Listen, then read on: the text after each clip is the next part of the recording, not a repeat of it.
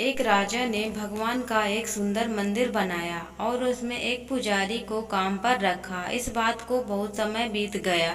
अब राजा भी बूढ़ा हो गया था, लेकिन राजा का एक नियम था कि वह हर सुबह अपने सैनिकों के साथ फूलों की माला भेजेगा और पुजारी उस माला को भगवान कृष्ण को चढ़ाता था। उसके बाद जब राजा भगवान के दर्शन के लिए आता तो पंडित जी भगवान के गले से माला उतारकर राजा के गले में डाल देते। यह लगभग रोज की बात थी। पुजारी बूढ़ा हो रहा था और राजा भी बूढ़ा हो रहा था। एक दिन राजा की तबीयत खराब होने पर राजा ने सिपाही के हाथों पुष्पमाला भेजी और सिपाहियों से कहा कि पंडित जी को कह देना कि आज हमारी तबीयत ठीक नहीं है, आज हमारा इंतजार ना करें क्योंकि हम आज नहीं आ पाएंगे। फिर सिपाही ने जाकर पुजारी को पुष्पमाला दी और पंडित जी को सारी बात कह बताई। पंडित जी ने श्री कृष्ण को पुष्पमाला अर्पित किया तो पंडित जी ने सोचा कि इतने वर्ष हो गए, भगवान का यह हार हमेशा राजाओं ने पहना है, लेकिन मैंने खुद आज तक इसे कभी नहीं पहना है, तो आज इतने वर्षों के बाद मुझे भगवान के इस हार को धारण करने का अवसर मिला है। यह निश्चित रूप से भगवान की इच्छा है, इसलिए यह परंपरा थी कि भगवान के उस हार को कैसे छोड़ देंगे। इसलिए इस बार पंडित जी ने वह हार अपने गले में डाल दिया। तभी सिपाही दौड़ता हुआ आया और बोला कि राजा साहब मंदिर आ रहे हैं, क्योंकि वहाँ महाराज की तबीयत ठीक नहीं है। आप सारी तैयारी करके रखें। इतने सालों से चली आ रही परंपरा को राजा तोड़ना नहीं चाहता था, इसलिए वह मंदिर आने लगा। पंडित जी ने तुरंत गले से हार उतार कर भगवान को अर्पण कर दिया।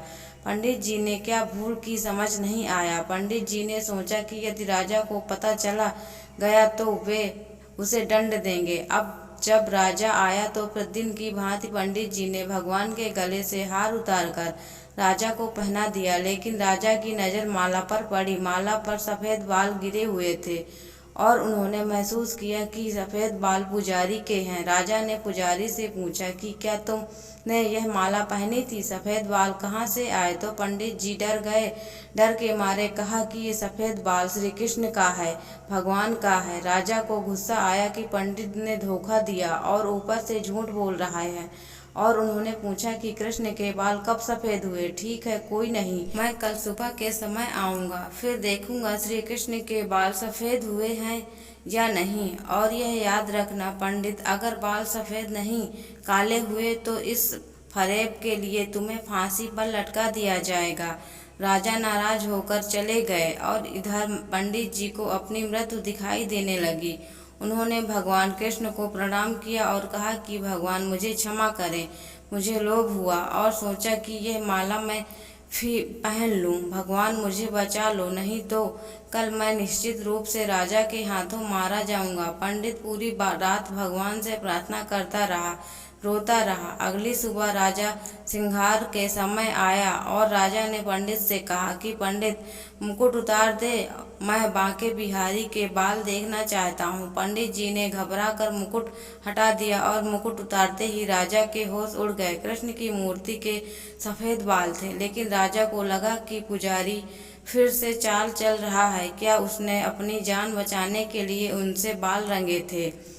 इसलिए उसने जांच करने के लिए बाल तोड़ना शुरू कर दिया और जैसे ही राजा ने बाल उखाड़े मूर्ति से खून निकलने लगा। यह देखकर राजा भगवान के चरणों में गिर पड़ा और क्षमा मांगने लगा। भगवान मुझे क्षमा करें, मैंने बहुत बड़ा पाप किया है। मैं सही और गलत को भूलकर संदेह से इतना अंधा हो गया हूँ। तभी मूर्ति से आवाज़ आई, राजा आप मुझे केवल मूर्ति ही समझते हैं, इसलिए आज तक मैं केवल आपके लिए मूर्ति हूँ। लेकिन इस पुजारी को मुझ में भगवान दिखा तो मुझे उसकी जान बचाने के लिए अपने बाल सफ़ेद करने पड़े।